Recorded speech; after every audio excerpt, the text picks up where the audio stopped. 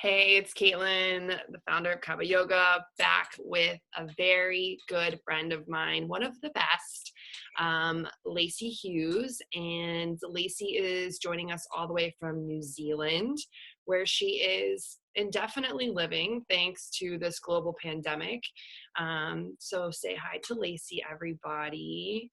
And Laysea is a travel photographer. She's an influencer and a yoga teacher. And I'm going to go ahead and pass the baton to her to let her talk a little bit about what it is that she does and how she ended up in her current situation. Laysea. Yeah, so we were basically, my boyfriend and I were traveling down here in New Zealand for photography, multiple different clients, and just doing a broad spectrum of photography and brand work. I've been doing this for about 4 years now. Photography, that is, I've been traveling for about 5 or 6 years. So yeah, it's been a beautiful kind of like roundabout way. For me, traveling came first, and then photography and monetizing that came second. So I think it's just like a beautiful foundation that I came off of. Yeah, so now we're here. Yeah, and you're there. I mean, what's the silver, like what's the light at the end of the tunnel? Is there any information about potentially traveling back, or are you just kind of focused on living day by day and a new life for now? Yeah, I don't think anyone really has any kind of understanding of how deep this is going to go. So we're definitely taking it day by day and just still doing what we can to maintain the relationships with the clients that we already have, and then continue to write down our stories and take photos and inspire ourselves and continue to look to the future, to what we could be creating again one day. And yeah, just not trying to lose that, like just focusing on different shifts. So I've been like shooting a lot of film photography. So it's just like, because I don't have a lot of this pressure to like get these photos out to clients, I get to like slow down and take different images that I wouldn't typically take. Cool. So yeah. So some good shifting going on. I love Mm-hmm. that. And what's the quarantine like in New Zealand right now? Are you able to go places? Is it like a social distancing thing, or what's the rundown there? Yeah, so the Prime Minister gave lower lockdown. So I'm not sure if you have that in the States, but there's basically 4 levels of what lockdown you could be under. And we are at the highest of that right now, which means complete lockdown. So you would not leave your house for anything other than essentials, being food or pharmacy. Oh, wow. Food or pharmacy. So, and that's it. So you're not meant to go for a drive to do any kind of exercise. So the only kind of like outdoor physical exercise that you could acquire would be in your neighborhood, and anything that's walking distance. So you're meant to stay in what's called your bubble. So like for me and my partner, we live in this house that we've rented. That's our bubble. So we're not supposed to be in like near anyone else and break their bubble and, you know, potentially spread on germs. And then our neighborhood is like our larger bubble. And so that's kind of the area we're allowed to walk around. So there's no, like, even though we are backed up to the forest, what they call the bush here, we aren't allowed to go walking more than like 20 minutes into the bush, because it's like dangerous. If something were to happen, then they break their bubble to come rescue us. And same thing, like, you know, we're a mile from the beach and we're not allowed to go surfing or anything like that, because then it would again break a bubble. Yeah. So talking about surfing, because I lived for several years in my life in a place called New Smyrna Beach, and that is Lacey's hometown here in Central Florida. And it's a very popular surfing destination, and there has been some controversy and some feuding on social media about the mandates for whether or not surfing should be allowed. And one of the locals ended up doing this petition saying that surfing was exercise. But what's your take on surfing, and if it should be allowed, or is the prohibition of surfing kind of in line? What do you think? Yeah, I was definitely pro surfing in the beginning of all of this. And I don't think anyone really had like an understanding of how intense this was. And the feuding and like the petitions have gone on in all countries. So that originally here you were allowed to surf within the first like few days a week, and then eventually each individual town, like there's Raglan is one of the most popular surf towns here. similar to New Smyrna, and they started a petition saying like it is not safe, mostly because that's like a pretty wide known point break. So Mm-hmm. there'll be anywhere between like 20 to 40 people in the water. And so it's like just going to that car park to get out of like, get your surfboard out and put your wetsuit on. That whole area, like cars are like less than 2 meters apart, you know, so you're spreading germs there, bathrooms, etc. So, and then having to drive to go surfing again with just like, you need to go get gas, you need to go Right. Just ways continuing you can to public. exponentially expose yourself. Yeah. And you Yeah. mentioned something before about like the dangers of surfing, not only because you're increasing your exposure through all the steps to get to surfing, but what about like if something happened, right? Can you talk on that? Yeah. Yeah, and it's a lot of people will say like, "Oh, I've been surfing for 30 years and I've never like injured myself." It's like that one time that you injure yourself though is the time that you're going to put yourself in a hospital and then break the bubble of everyone there. And not only that, like you're putting the healthcare professionals like at, you know, you're making them do a job they don't need to be doing right now. They need to be focusing on people who are infected with COVID. So Yeah. it's like it's just unnecessary. Right. Any kind of danger, mild danger that you could put yourself in. Don't run too fast, people, because Right.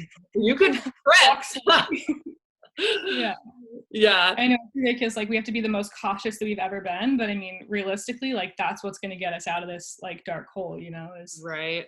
as precautions. So not surfing, you are a fellow Ashtangi. Tell me about your practice. Have you been practicing yoga? What's your day-to-day look like for physical activity and spiritual exercise?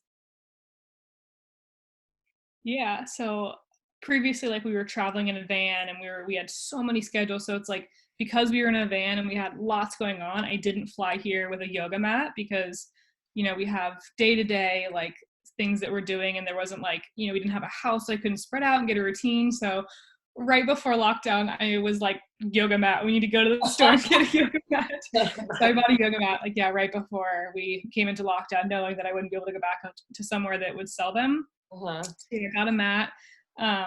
Here at the house we're renting, which by the way is this like incredible little like conscious community. It's called Mana Healing Center. And they're basically like transitioning to be able to like hold people and help them and teach them life skills before sending them out into the new world. Wow.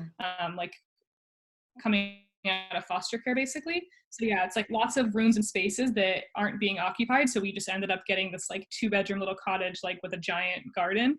So yeah, just like all this divine timing kind of thing. Yeah. But yeah, we have this little room, which I would call a Florida room, but it's probably not called that here. It's like, yeah, like a patio area that's like glassed in. Yeah. Total. Yeah, Yeah. yeah. So yeah, that's my like yoga room because it like is just creates so much beautiful white light and makes it warmer, which I typically like because it's kind of like colder here in the mornings. But yeah, I don't really have like a set routine with that. I think it's just kind of like how I'm feeling and moving through the day. Yeah. I typically wake up and go for a run to the ocean, which is definitely a type of meditation for me. Of course, like breathing and movement and whatnot, and just gives me time with my thoughts and let things come up. Yeah. And then come back and do my yoga, my stretch. Like I haven't really dove into like any kind of deep Ashtanga practice. It's more just like really restorative and stretching and kind of just grounding. And I have other things that I do throughout the day too. But I mean, for me, gardening is like super meditative and just like very spiritual. Like hands in the dirt, like working with the soil, like planting things. So, like this garden is just like such a blessing. It's huge. So there's like 2 different greenhouses and there's just so much food, but it was all like covered up with weeds.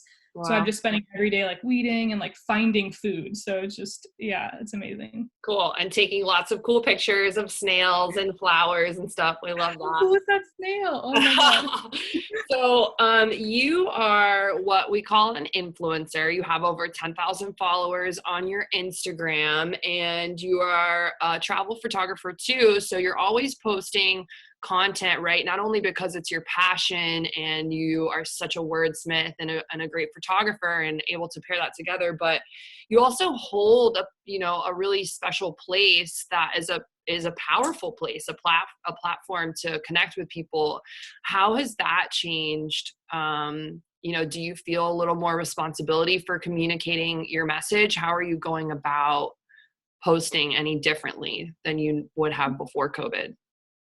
Yeah, I think I was mentioning to you that I'm preparing something to say that, because I feel like the duty almost, like I think like we call ourselves activists, and that's because you take action, especially when it's going to ruffle feathers.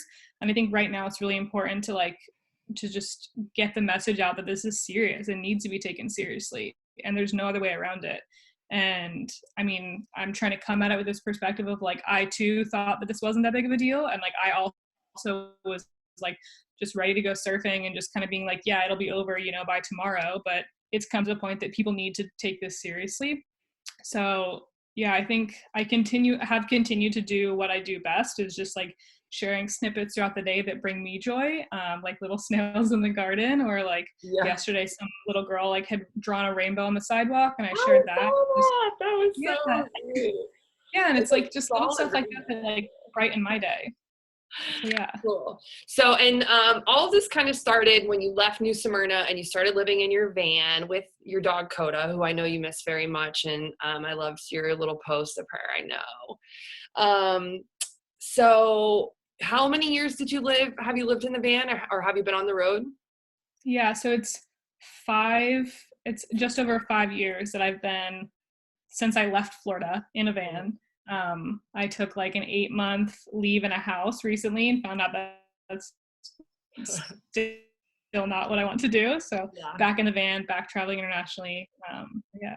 So you're kind of a social distancing guru then. Can you share any van life wisdom that can maybe help people figure out how to exist in a small space or nest, or like Yeah. how do we create a small space where we feel safe? Cozy things. I mean, just things that, like I do feel like living in a van has like kind of prepared us for this in a Yeah, way. Like I have more space than I've ever had right now. I live in a house. right. Um, but yeah, I think like for me, like when I'm traveling on the road, there's this lack of consistency. So you have to have these things that you bring to your life that bring this groundedness. So it's like, yeah, I don't have my yoga practice every day when I'm living in a van, and I don't have these things like available to me, but it's just the little things you have available. Like I love walking barefoot, or I love like having my special drink or whatever, it's just like little stuff that just like help you feel grounded, or just like sitting on the earth. So things like that. I think right now people are without jobs and without any kind of consistency that they're typically used to. So I think everything is just kind of up in the air, and they're like Netflix or beer or whatever. So it's like you have to still maintain a bit of consistency. I think just to stay grounded and to not lose yourself in this time. Yeah, and your van has such a great ambiance, and I think that if you want a cozy nest like Lacey has lived in for so many years, then you probably want to bring in some incense, some nice smells, right? And some, just like she said, just make it cozy. But I think even creating like your own little space within your house. What do you have there? This is my current thing that I'm going to. It's a crane flower, which apparently is gardenia in New Zealand, but it's like hand poured soy wax. It's like I pick up stuff like this anytime I'm traveling. That's like just like supporting local people in the area, and then this is of course like my favorite scent. So it's really important to have stuff like that, especially in a new space that you're creating, because it's not in, so it just smells different. And yeah, definitely aromatherapy helps. Candles are really helps set the mood too. So I'm on the cheap version of Zoom, so I can't record for much longer. So I just want to open up the time for you if there's anything that you want to speak on that we didn't touch yet, as far as for me in this collection, you represent a very powerful group of our generation of millennials that are influencers and that are seeing the world, and people really respect your opinion. So is there anything that you want to add in representation? Yeah. So it's like I don't know. No one knows what this future holds. And I feel like everyone right now is doing all these like DIY courses, like how to make this at home. Like now's the time to start your book. Now's the time to do everything. It's like, that's cool if you feel inspired to do that, but it's also okay to just be really sad and to like cry and mourn and just feel what you're feeling. I feel like there's a lot of pressure right now to just be like, this time of revolution. And it is in a way, but I think that revolution can also come from like just bringing stuff up that's been stale and stagnant and energy that you haven't had time to process or didn't know that you needed to process. So I think that's been like kind of the light for me. I feel like there's a lot of people out there like preaching this, just be positive, be beautiful, you know, like start all these new things. And I think there's like a time for that. And I think that it's okay to feel sad and feel intense in these moments too. Yeah. Um, but Yeah, yeah, we're kind of like, as much as you want to be positive and stuff, we're also all so connected that the collective energy, like you're gonna feel the fear and the look. It's Ruka. Come here. It's your auntie Laysea. Come here. Ah! Yeah, dog interruptions. Anyways, yes, that's perfect. I think it's definitely, we have to embrace the shadow moments too in this, and that's where the real growth can happen.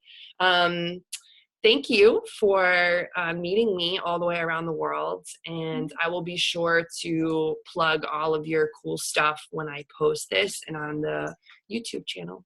And I love you, and thank you so much. me Be too. in touch. Yes, ma'am.